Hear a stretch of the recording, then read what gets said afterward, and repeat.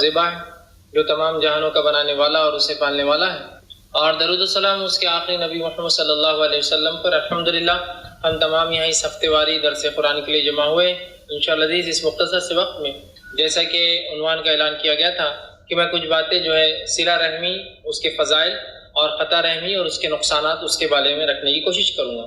صلہ رحمی کیا ہوتا ہے کہ جو رشتے رحم سے انسان جو ہے رشتوں کو لے کر آتا ہے، پیدائش سے جو رشتے لاتا ہے یا پیدائش کے بعد جو ان رشتوں کو وہ بناتا ہے، چاہے وہ رشتے ننیالی ہو، ددیالی ہو یا سسرالی ہو، رشتے ہیں، اور اس کو رحمی مطلب اس کے ساتھ تعلقات قائم رکھنا۔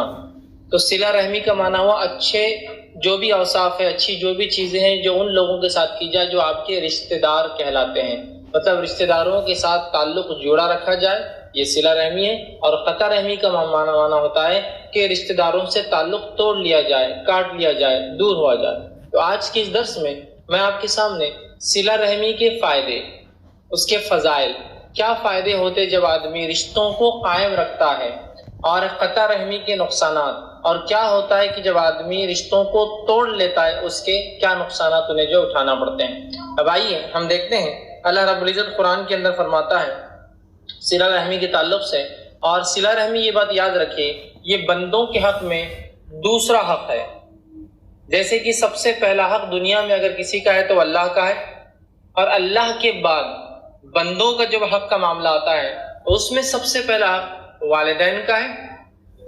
تو سب سے پہلا حق جو ہے اللہ کا ہوتا ہے حقوق کے اندر، اس کے بعد جو دوسرا حق ہے وہ والدین کا ہوتا ہے، اور والدین کے بعد جو تیسرا حق ہے یا پھر بندوں کے حق میں دوسرا اور حقوق کے اعتبار سے تیسرا حق ہے وہ رشتہ داروں کا حق ہے، یاد رکھیے۔ تو رشتہ داروں کا حق کی بڑی اہمیت کا حامل ہے، یاد رکھیے۔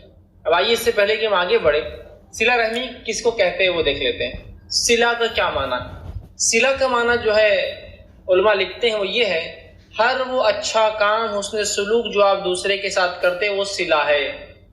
اچھے سے بات کرنا، اس کو سلام کرنا، اچھے سے ملاقات کرنا، اس کو ضرورت پڑنے پر پیسوں کے اعتبار سے مدد کرنا، اپنے وسیلوں اور اپنے پہچان کے ذریعے کوئی کام ہو سکتا ہے تو وہ کروا دینا، ٹھیک ہے، مدد کے لیے آواز دے تو مدد کر دینا، اس کے بال بچوں کی عزت کرنا، اس کی زندگی اور اس کے مال کا احترام کرنا، مطلب ہر وہ چیز جو نیکی، جو اچھائی، جو حسن سلوک میں ہوتی ہے وہ صلہ ہے۔ اور رحم کا معنی یہ ہوتا ہے، ظاہر سی بات ہے یہ معنی بالکل واضح بھی ہے کہ رحم کا معنی ہوتا ہے کہ انسان جب پیدا ہوتا ہے تو اپنی ماں کے پیٹ میں پلتا اور بڑھتا ہے۔ جس ماں کے پیٹ میں جس حصے میں پلتا اور بڑھتا ہے اسے عربی زبان میں رحم کہا جاتا ہے، جس کو یوٹرس کہتے ہیں یا عام زبان میں بچے دانی کہتے ہیں۔ اور اللہ کی صفت رحمان جو ہے وہ رحم سے اللہ نے لیا ہے، یاد رکھیے۔ سمجھے؟ اب آگے انشاءاللہ تفصیلات آئیں گی۔ تو رحم کا معنی ہوتا ہے رشتوں کو جو وہ پیدائش سے لے کر آتا ہے۔ اب یہ بات تو واضح ہوگی کہ صلہ کسے کہتے ہیں، ہر حسن سلوک کو۔ رحم کا معنی رشتوں کو قائم رکھنا۔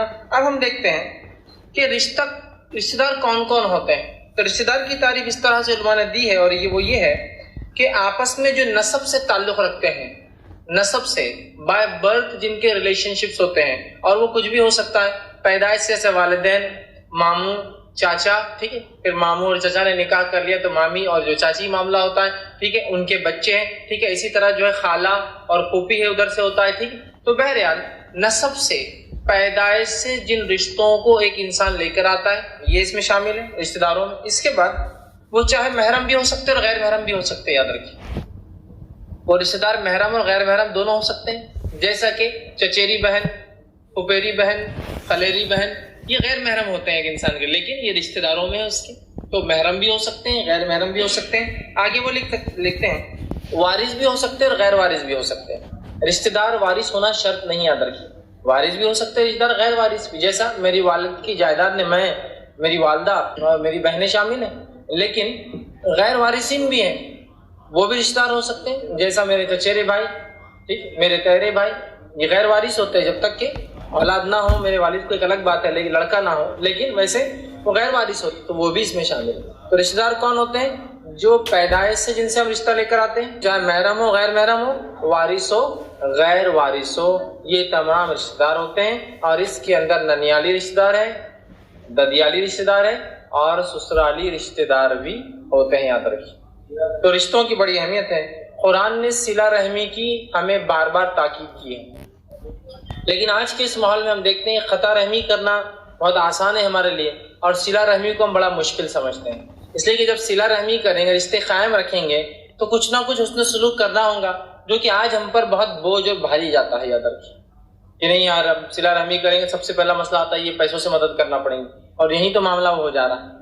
جبکہ اگر ہم دیکھیں تھوڑا سا، اگر وقت میں پیچھے جائے، آج سے 20 30 40 سال پہلے چلے جائیے، ایک انسان ہوتا تھا، کئی لوگوں کو پالتا تھا، مثال کے طور پر اس کے بچے ہیں، اس کے سالے ہیں، سمجھو بچوں کے ماموں ہیں، ان کے حالات خراب ہے تو وہ بھی اس کے ساتھ رہ رہے ہیں، ان کو بھی کفالت کر رہا ہے، خود کے چھوٹے بھائی اور بڑے بھائی ہیں جو نہیں کما پاتے ہیں، ان کی کفالت بھی کر رہا ہے، وہ بھی ساتھ، بہنیں ہیں جن کو طلاق دے دی گئی وہ بھی ساتھ، مطلب بچوں کی پھوپھیاں ہیں وہ بھی رہ گئی، ان سب کو گھر چلا کر بھی وہ کچھ نہ کچھ کر پاتا تھا، اتنا کچھ کہ جس کی وراثت کے لیے بچے آج لڑ رہے ہیں، اتنا کچھ کر پاتا تھا۔ آج یہ ہے کہ سب کو ہم نے دور کر دیا، بچوں کی تعداد بھی کم کر دی کہ بھائی 2 ہی سب سے اچھے ہیں نا، تو 2 بچے ہو گئے، ایک میاں ہے ایک بیوی ہے، اس کے بعد بھی اس سے زائد کمانے کے بعد بھی برکت نظر نہیں آتی اور انکم کے لیے پریشان ہے، اس لیے کہ قطع رحمی کیا کرتی ہے، رزق کو بھی کم کر دیتی ہے۔ بہرحال تو آج ہم جو ہے قطع رحمی کرتے، رشتوں کو توڑتے ہیں، قرآن ہمیں بار بار صلہ رحمی کا تاکید کرتا۔ آئیے کچھ مثالیں قرآن سے لیتے ہیں۔ قرآن فرماتا اور کہتا ہے سورہ نساء سورہ نمبر 4 آیت نمبر 1 میں فرماتا اور کہتا ہے وَاتَّقُوا اللَّهَ الَّذِي تَسَأَلُونَ بِهِ وَالْأَرْحَامَ، کہ اللہ فرماتا اور کہتا ہے اور اللہ سے ڈرو جس کے واسطے سے تم رشتوں کو جو ہے ایک دوسرے سے رشتوں کے معاملے میں اپنا حق مانگتے ہو، اس رب سے ڈرو جس کے واسطے سے تم ایک دوسرے سے اپنا حق مانگتے ہو، ٹھیک، مطلب رشتہ داروں سے۔ دوسری جگہ قرآن تاکید کرتا صلہ رحمی کی، اور اتنی تاکید کی جو آیت میں نے تلاوت بھی کی سورہ نساء کی آیت نمبر 36 تھی 36، اللہ فرماتا ہے وَاعْبُدُوا اللَّهَ وَلَا تُشْرِكُوا بِهِ شَيْئًا، کہ اللہ کی عبادت کرنا اور اللہ کے ساتھ کسی کو شریک نہ کرنا، پہلا حکم۔ دوسرا کہتا ہے وَبِالْوَالِدَيْنِ إِحْسَانًا، اللہ کے حق کے بعد دوسرا حق کس کا ہے؟ والدین کا، مطلب حقوق العباد میں پہلا حق کس کا؟ والدین۔ وَبِالْوَالِدَيْنِ إِحْسَانًا، اور والدین کے ساتھ حسن سلوک کرنا، اچھائی کا معاملہ کرنا۔ آ گیا؟ اب آئیے دوسرا حق بندوں میں کس کا ہے؟ وَبِذِي الْقُرْبَى، اور قرابت داروں کا حق ادا کرنا، رشتہ داروں کا حق ادا کرنا۔ آ گیا رشتہ داروں کا معاملہ؟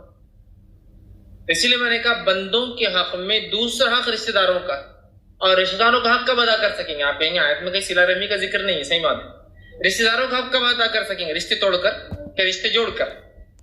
ظاہر سے رشتے جڑے رہیں گے تو حق ادا ہوں گے، رشتہ ٹوٹنے کے بعد حق کیسے ادا ہوگا؟